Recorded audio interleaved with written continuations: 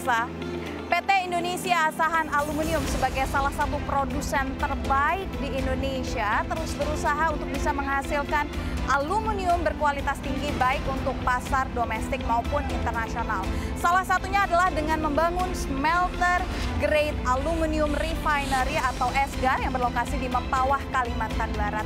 Dan hari ini tonggak sejarah tercipta karena PT Inalum menerima 21.000 metrik ton lebih pengiriman dari SGAR Mempawah ke fasilitas smelter yang berada di Kuala Tanjung, Sumatera Utara yang juga milik dari PT Inalum.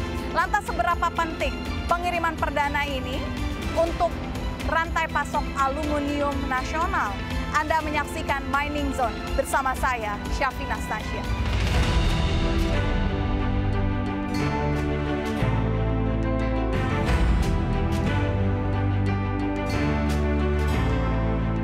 Penekanan tombol diikuti bunyi sirine yang menandakan unloader alumina ini menjadi simbol berjalannya rantai hilirisasi nasional.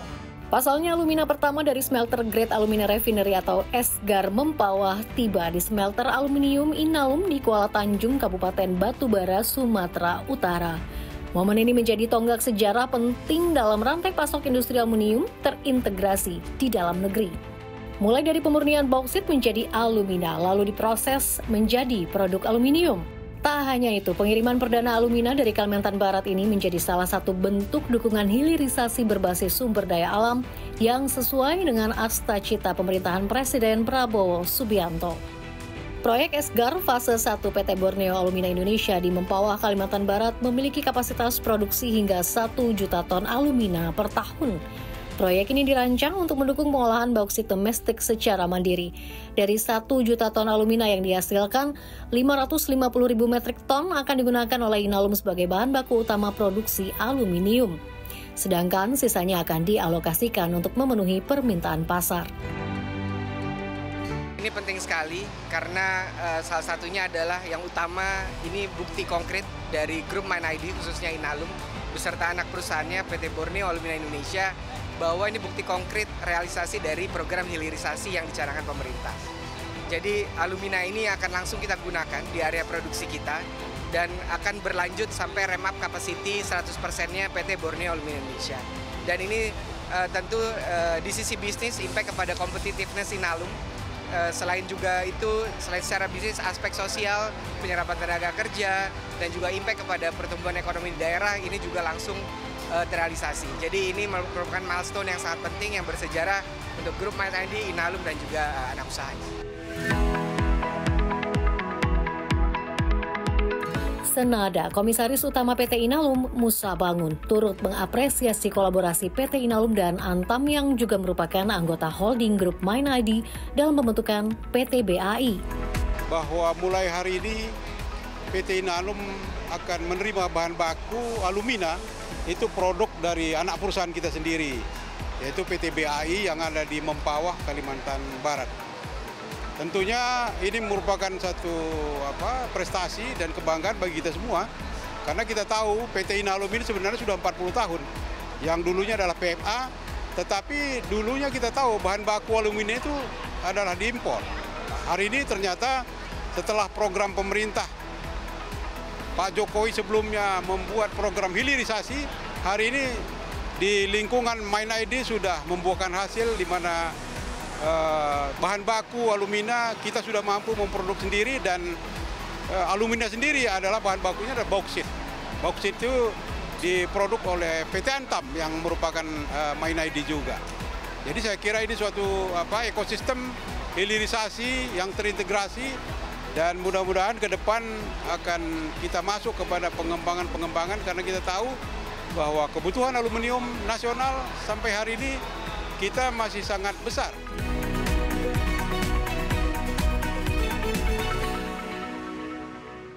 Kedepan dengan adanya pasokan alumina yang berkesinambungan dari SGAR milik PT BAI, kebutuhan aluminium di dalam negeri mampu dipenuhi oleh PT Inalum. Tak Tak lantas berpuas diri, PT Inalum pun berencana kembali berlari kencang untuk mencapai swasembada aluminium dalam negeri. Rencananya, proyek smelter grade alumina refinery Esgar fase kedua di Mempawah, Kalimantan Barat akan segera direalisasikan. Serupa dengan pendahulunya, Esgar 2 akan memiliki kapasitas produksi hingga 1 juta ton alumina per tahun dengan target operasional penuh di tahun 2028 mendatang. Melalui pengoperasian Esgar fase 1 dan 2 di Mempawah, Kalimantan Barat, produksi alumina di dalam negeri bisa mencapai 2 juta ton per tahun dengan penyerapan bauksit hingga 6 juta ton per tahun. Hal ini sejalan dengan rencana Inalum untuk menambah kapasitas produksi aluminiumnya hingga 900.000 ton per tahun guna memenuhi kebutuhan pasar domestik yang jumlahnya mencapai 1,2 juta ton per tahun. Kedepannya pasti kita tetap ekspansi. Jadi setelah Esgar 1 ini akan ada fase 2, kita akan menambah sekitar 1 juta alumina lagi. Dan next one ini juga sudah menjadi salah satu program pemerintah ya, kita akan membangun smelter kita yang kedua. Ini akan membutuhkan sekitar dengan total ya, dengan existing, kemudian new smelter kita akan butuh 1,8 juta alumina. Next step dari Esgar 2 tersebut, kita totally akan punya hampir 100% supply untuk smelter kita ke depannya. Kalau untuk alumina pasti dalam negeri, nanti mungkin saat ini mungkin karena smelter kita masih kecil, masih ada sebagian yang kita ekspor. Tapi ketika smelter kita yang kedua itu sudah ada, kita hanya akan ekspor sekitar 200.000. Nah untuk aluminiumnya sendiri, tetap target kita pasti domestik dulu, prioritas. Saat ini dengan kebutuhan aluminium domestik, kita percaya harusnya begitu smelter 2 itu sudah jadi, itu kita bisa supply 100% untuk aluminium Indonesia.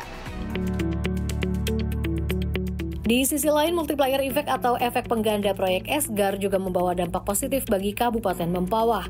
Selain penyerapan tenaga kerja, juga berpengaruh pada pertumbuhan ekonomi. Dari data BPS, Kabupaten Mempawah ada peningkatan produk domestik regional bruto menjadi 6,62% di tahun 2024, naik sekitar 2,5% sejak tahun 2021. Angka ini tertinggi di Kalimantan Barat.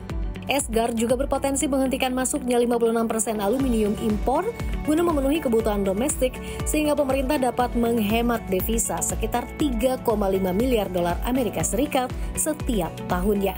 Tak hanya menguntungkan dari sisi rantai pasok dan ketersediaan bahan baku, pengiriman alumina dari Esgar Mempawah Kalimantan Barat ini juga secara bisnis menguntungkan bagi PT Inalum, anggota holding MindID. Pasalnya, kebutuhan alumina yang didatangkan dari dalam negeri mampu menekan ongkos logistik dan juga bahan baku hingga 50%. Alumina ini merupakan sangat penting ya, karena ini merupakan bahan baku utama bagi pabrik aluminium. Jadi kalau kita lihat ini, kos untuk alumina ini adalah 50% daripada kos kita. Artinya apa? Memang ini sangat vital sekali. Selama ini bahan baku kita sebagian besar diimpor, termasuk alumina.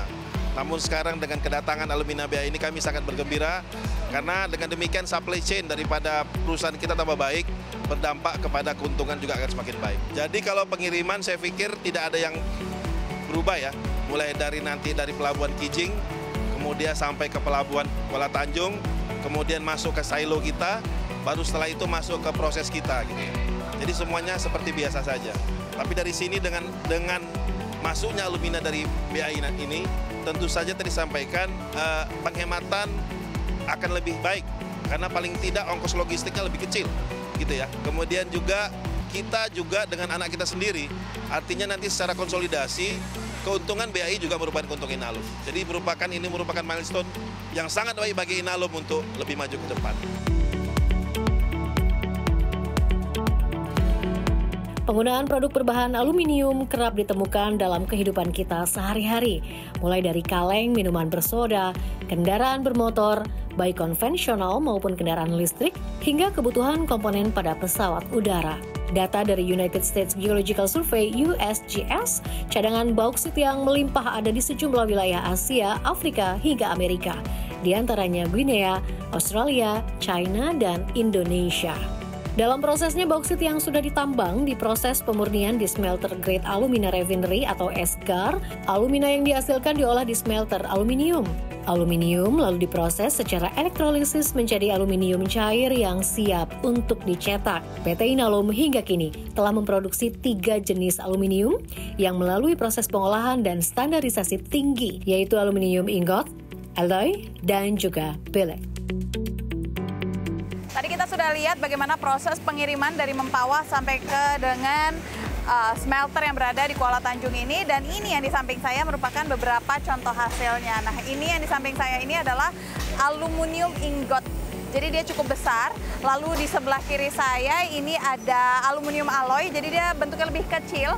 Sementara dia ada juga aluminium yang bentuknya panjang, dan prosesnya memang semua dilakukan di sini, terjadi di sini. Tadi saya saksikan sendiri, dan ini satu aluminium ini beratnya kurang lebih sampai dengan 1 ton. Inalum sebagai smelter aluminium satu-satunya milik BUMN di Indonesia kini memasuki fase strategis untuk menjawab kebutuhan nasional mulai dari sektor konstruksi, kelistrikan, industri kendaraan listrik, dan lainnya.